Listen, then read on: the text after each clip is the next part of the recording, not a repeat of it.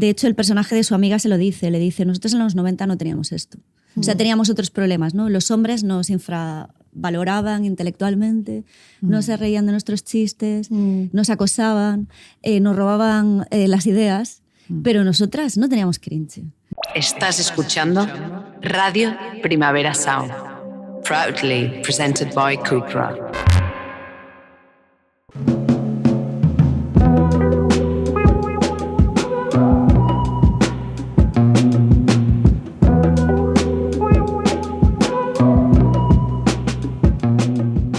Bienvenidos y bienvenidas a un nuevo episodio de Visionarios. Hoy estamos muy contentas porque nos acompaña Lorena Iglesias, actriz, guionista y cómica gallega, que acaba de estrenar en Filmin Millennial Mal, una serie que ha creado, ha escrito, ha codirigido y también protagoniza. O sea, un poco tots els papers de la boca, que diríamos. A lo largo de su trayectoria, Lorena combina cine independiente, comedia, escritura y ha participado en proyectos como La tumba de Bruce Lee, Ayudar al ojo humano, Mamántula o Balearic, donde hemos visto que a lo largo de todos estos trabajos ha ido construyendo una voz propia y totalmente reconocible.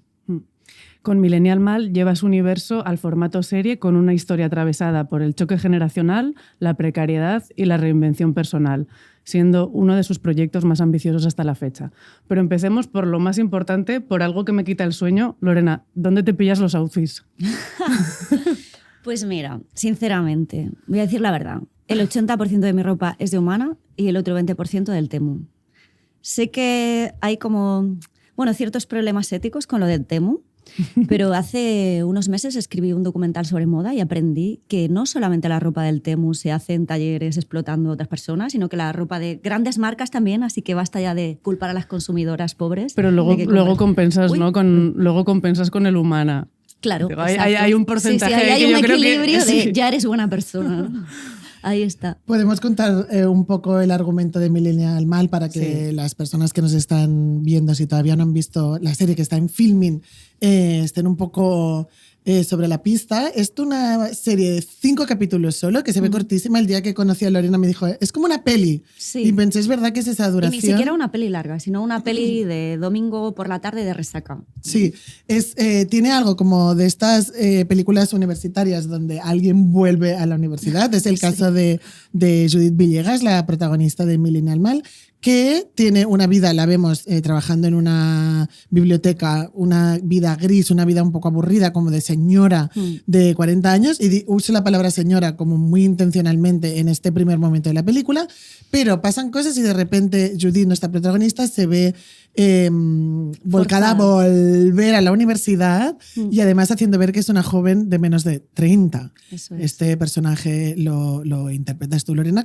¿Cómo es volver a intentar hacer ver que tienes 28, 29 años? Pues hay una parte de todo esto que tiene mucho que ver con el maquillaje y peluquería y con el outfit, ¿no? Como que ya te ves con ese outfit y ya directamente tu cuerpo responde de otra manera, ¿no?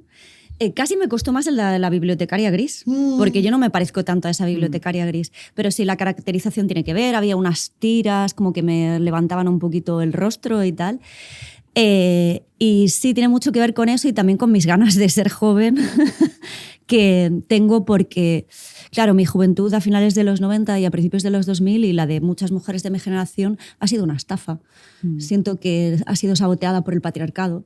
Entonces creo que es una deuda que tiene la sociedad con nosotras y esas ganas de volver a ser joven ahora con otros códigos, ¿no? Con los códigos de la generación Z que son como un poco más favorables para las mujeres. Sí, de hecho, hay como una sensación de estancamiento, ¿no? En la Judith que nos presentas en los primeros capítulos. Lo que decías tú, es una mujer con una vida anodina, con una especie de nostalgia del pasado. Que no molesta. No molesta, pero tampoco tampoco da un paso adelante, ¿no? Sí. Es como que necesita que pase algo. Exacto. ¿No? Está como resignada, sí. Sí. Y es así como ves a las mujeres de nuestra generación, entonces. Bueno, ese no es así como las veo, pero es el miedo a no caer en eso. O sea, creo que hay una reivindicación ahí que hacer, ¿no? De esta juventud robada y que debemos quejarnos y debemos de problematizar esto. ¿Qué pasa con nuestra juventud robada, ¿no? Entonces, claro, lo más cómodo o a lo que te va guiando la sociedad un poco es como a acomodarte, a no quejarte, a convertirte en una señora gris, ¿no? Que no reivindica nada de esto, pero yo creo que sí que hay que hacerlo. Y además porque algunas de nosotras vivimos como jóvenes para lo malo. ¿no? Como que compartimos piso, tenemos trabajos de mierda. Sí, la precariedad. Sí, entonces, y también hay muchas mujeres de mi edad que vestimos joven y que se nos acusa de Peter Panescas. Total. Y yo no creo que sea así. O sea, yo no creo, porque Peter Panesca implica que has cerrado algo mal en tu juventud. Yo no he cerrado nada mal. O sea, simplemente pues la sociedad me debe esa juventud. Yo no he hecho nada mal, ni siquiera es algo individual, es algo que creo que es sistémico, ¿no?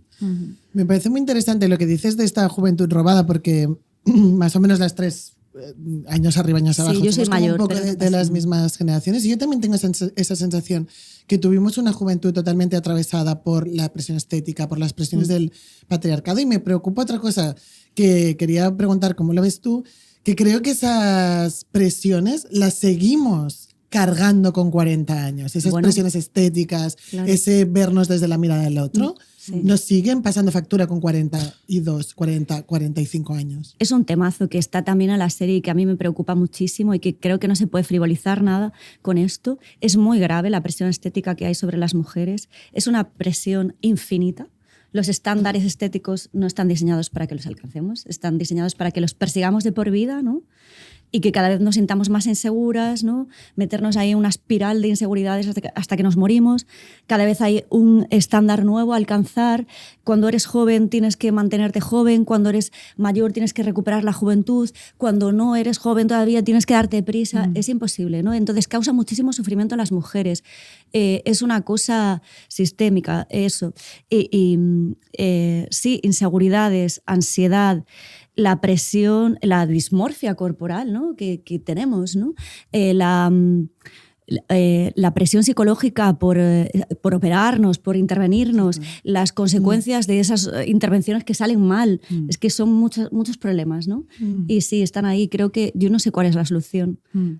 Pues consolarte pensando que, hablando con otras mujeres, ¿no? De otras generaciones de la tuya, viendo que hay cosas comunes, el Ozempic y el Heroin Chic, un poco para entendernos unas con otras y para consolarnos, pero capitalismo, bebé. Sí, pero es que el tema es como que también se desprende un poco como ese terror a envejecer, ¿no? Pero al final es como, o sea, el tema de la presión estética está presente a todas las edades. De hecho, son eso como las protagonistas, eso como las jóvenes, ¿no? Que están ayudando a Judith Villegas a convertirse, ¿no? Como a volver.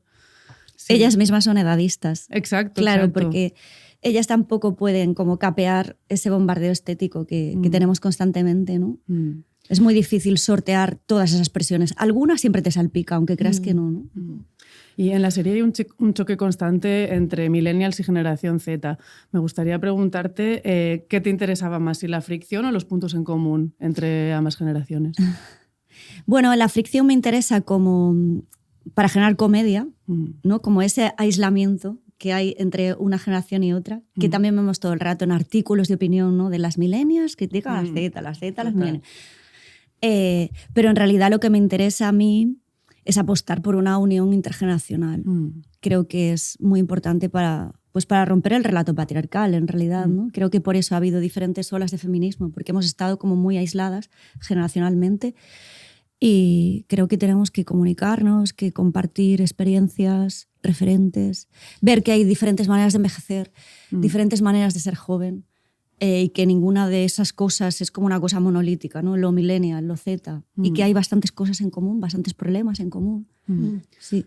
Sí, es que el hecho de categorizar así es como que parece que no nos podamos relacionar las unas con las otras o compartir experiencias las unas con las otras, ¿no? Yo creo que también tiene algo que ver con que el propio capitalismo y el propio patriarcado le interesa que las mujeres no nos entendamos entre nosotras y suele haber un juicio por ambas partes, ¿no? O sea, quizás las más mayores mirando a las jóvenes diciendo, ay, es que ahora no se esfuerzan, es que ahora mira todo el día en el mundo digital. Y ellas mirándonos a nosotras, yo noto esa mirada a veces de personas que no son, bueno, que a mis ojos no son como tan diferentes a mí. Y yo veo la mirada que tienen y pienso, wow, me ven como un dinosaurio. Sí, como que esta ya está. Tú ya tuviste tu momento y ya está, ¿no? O sea, yo creo que ellas nos miran con más desinterés y nosotras las miramos con cierto paternalismo. Sí. Es muy difícil encontrar a una persona de 45 años que te diga, mis referentes son chicas más jóvenes. Sí. ¿No? Es como raro eso. ¿Por qué no vas a tener referentes de personas más jóvenes? Que tú hay muchas cosas que aprender de ellas. Sí. Te iba a preguntar que, como estábamos justo ahora hablando, en el personaje de Judith vemos como muchas cosas, ¿no? Como esa precariedad, esa sensación de llegar un poco tarde a todo. ¿Qué hay de Lorena en Judith y de Judith en Lorena? Bueno, la verdad es que esa parte de llegar tarde a todo igual es más una obsesión que yo tengo por no hacerlo. O sea, yo en realidad soy una persona, creo que se llama tener neofilia, que es estar obsesionada con estar actualizada todo el rato. No sé por qué, creo que es que mi padre era muy mayor, se murió con 100 años y me tuvo con 60. ¡Wow! Sí, Wow. entonces no sé, como que eso me generó ahí cierto miedo al envejecimiento prematuro o algo así. Y como que me hacía todo el rato estar pensando en tengo que estar actualizada. Y también porque vengo de una familia como de clase baja. Entonces, como no eres la más guapa, no eres la más lista, porque también en esto de la clase influye la inteligencia, ¿no? Como que los niños que son muy ansiosos de pequeño no pueden desarrollarse igual cognitivamente. Hay estudios que hablan sobre eso. Entonces, mi madre siempre nos decía, tienes que ser la que llegue antes a los sitios, tienes que ser la más original. Y tengo una obsesión con eso desde siempre. Ella también la tiene, o sea, desde que mi madre se reinventó cuando murió mi padre a los 70 años y empezó a ser como la más joven de todas. Se perforó las orejas, se puso piercing, lleva ella como unas bandanas que son como muy características de ella, viaja, liga y no le importa lo que opine la gente. Vive en una aldea muy pequeña y no le importa lo que opinen los demás.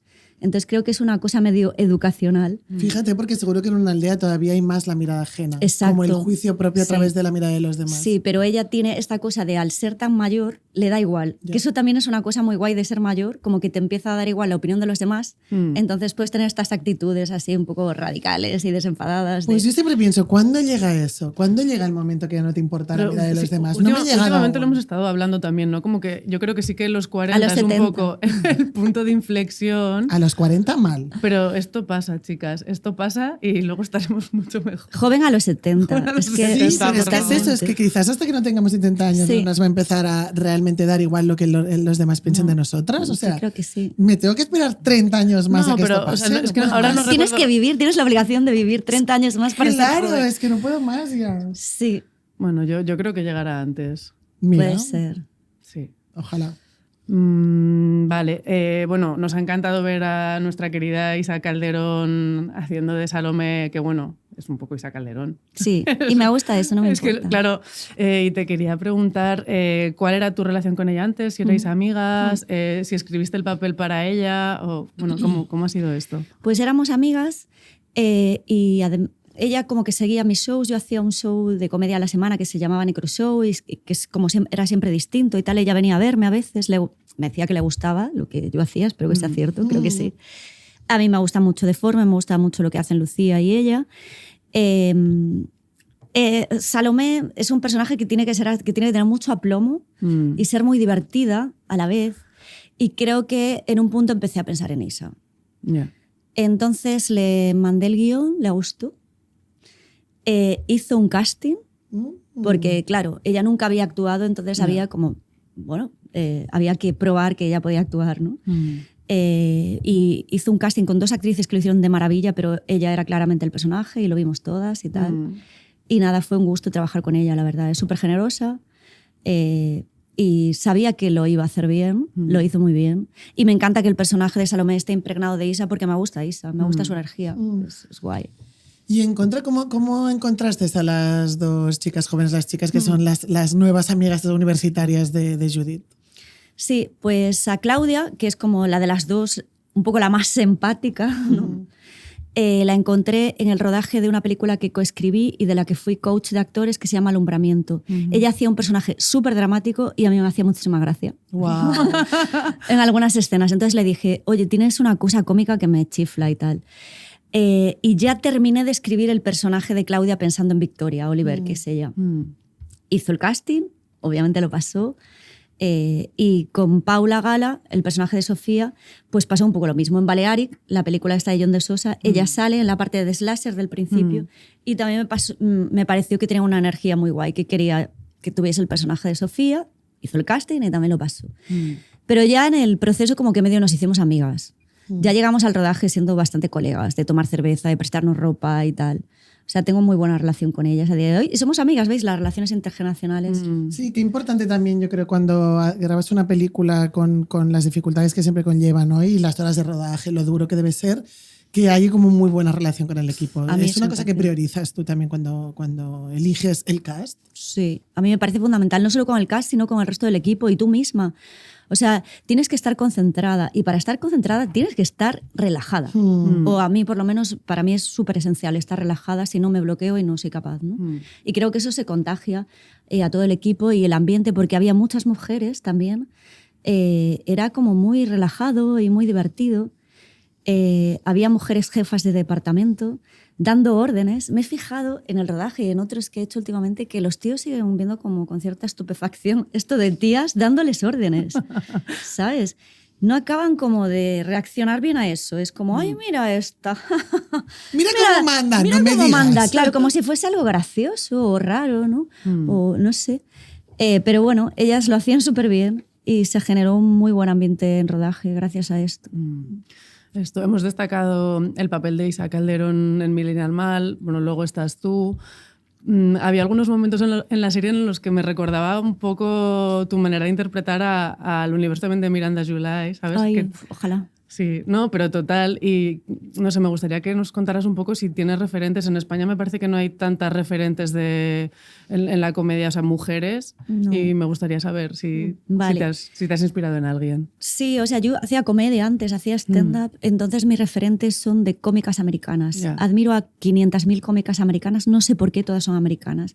Bueno, creo que ahí se toma muy en serio el stand-up. Sí, bueno, y eso creo que hay como mucha tradición, ¿no? Hay mucha tradición, sí hacen giras por universidades antes de grabar sus monólogos, están como muy chequeados los monólogos, muy probados, mucha formación cómica.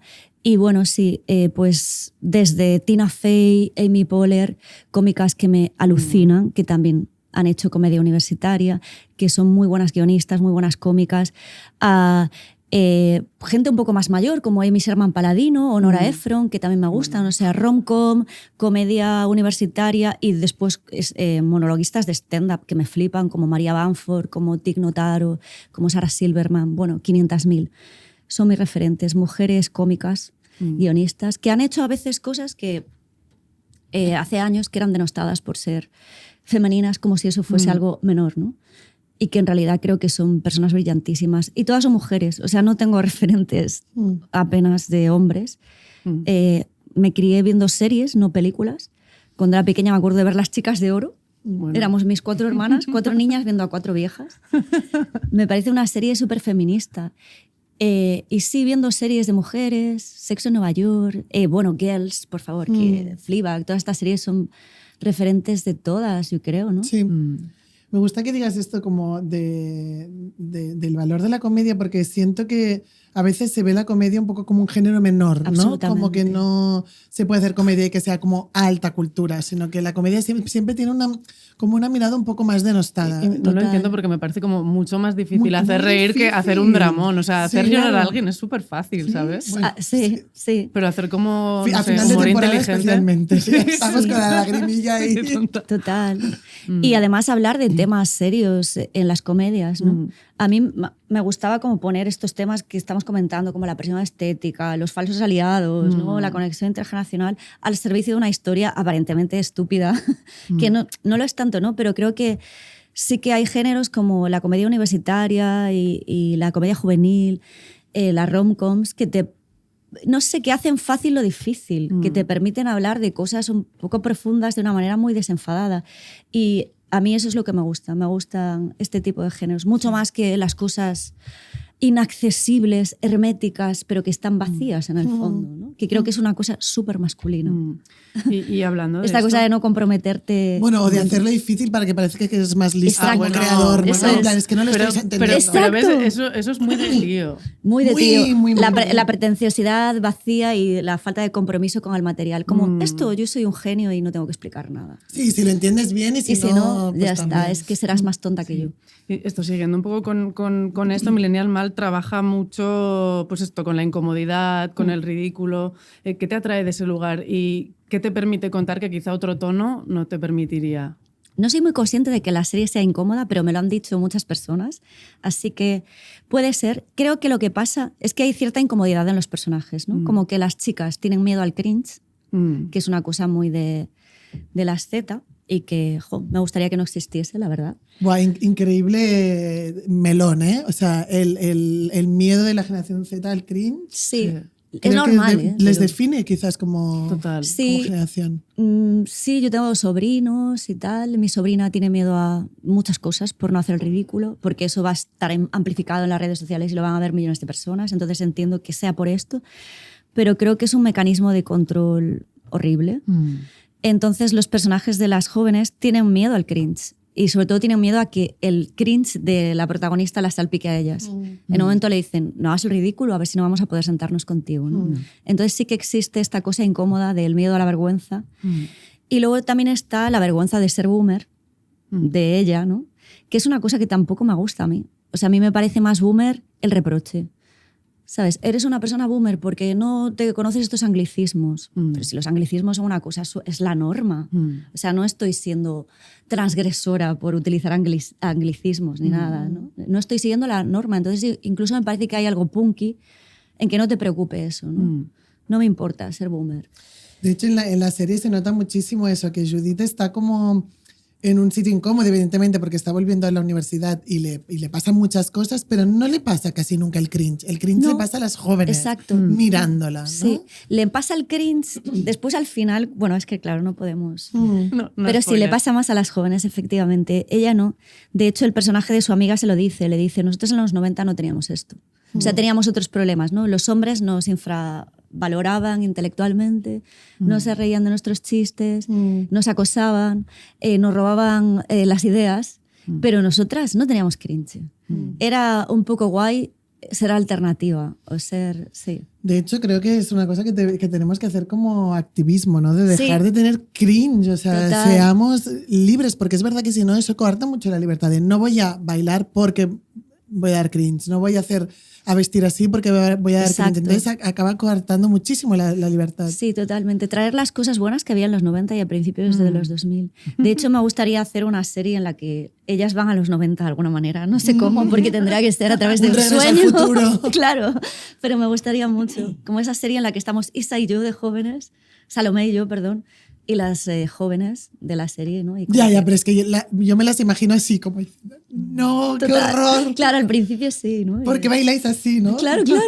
Tendría muchísima vergüenza todo el rato. Total. Pensarían que somos unas reventadas, unas... Sí, ya, sí. total. Otra de las apariciones más icónicas de la serie y que a mí realmente me sorprendió es el cameo de Ben Yard. Ya.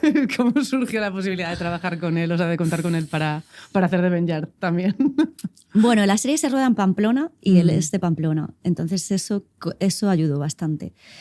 Yo necesitaba unos traperos, hay 3 traperos en la serie y necesitaba que por lo menos 2 de ellos fuesen traperos de verdad. Así que contactamos con algunos y sorprendentemente Flaco Fonsi, que es el otro trapero que formaba parte del mismo grupo que Ben Yard antes, nos dijo que sí, porque él también está haciendo cosas en la tele vasca y como que quiere ser actor y tal. Y creo que Flaco arrastró a Ben Yard. Y bueno, fue muy guay, la verdad. Bueno, Ben Yard, he de decir que no parece una persona muy difícil de liar. Ya, totalmente. Ya, tiene muchísimo carisma, improvisaba súper bien y creo que es muy buen actor, la verdad. A mí me sorprendió un montón. Le costó un poco la ropa porque, claro, los outfits que les pusimos a ellos son como más de raperos de 2010. Ya. Y él me decía, ¿qué hago yo así como de trapero del 2010? Y yo, no, pero que tu personaje es como más anticuado, no es como tú, que eres mucho más cool. Y él, bueno, vale. Entonces sí, ¿no? Entonces sí, es que cometí el error de llamarle al personaje Ben. Entonces él pensaba en un punto que se estaba interpretando a sí mismo. O sea, él quizás sentía que había algo de autoficción aquí también. Sí. De hecho, otra cosa que te queríamos preguntar es por toda la música que acompaña a la película, que le da como un rollo muy noventero, muy universidad de los años 90. Sí. ¿Cómo la elegisteis? Pues yo quería que la música...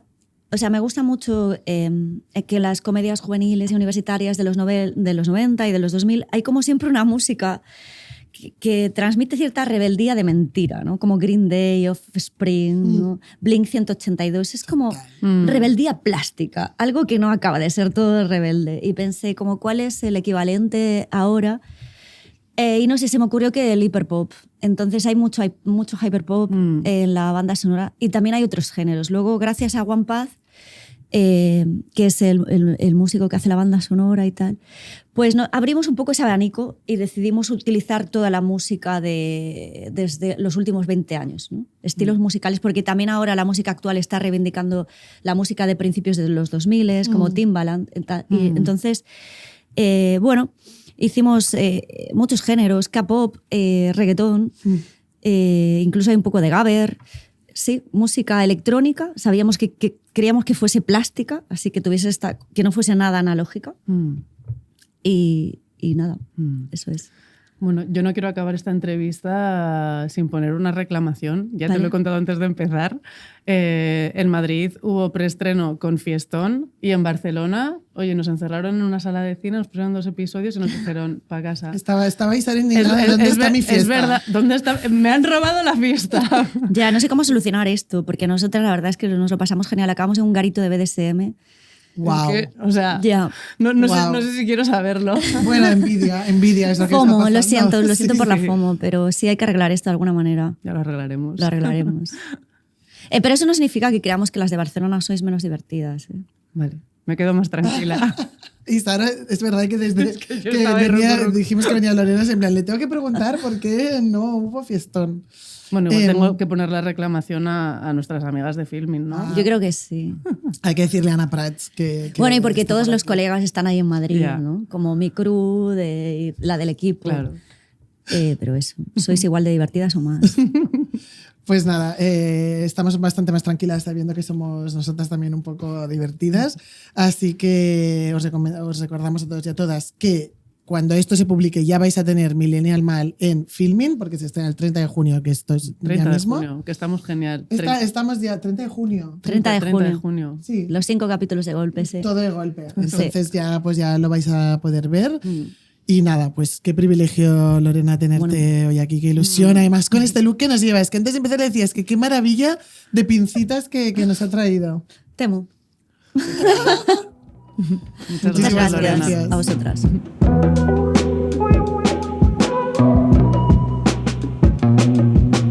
Estás escuchando Radio Primavera Sound, proudly presented by Cupra.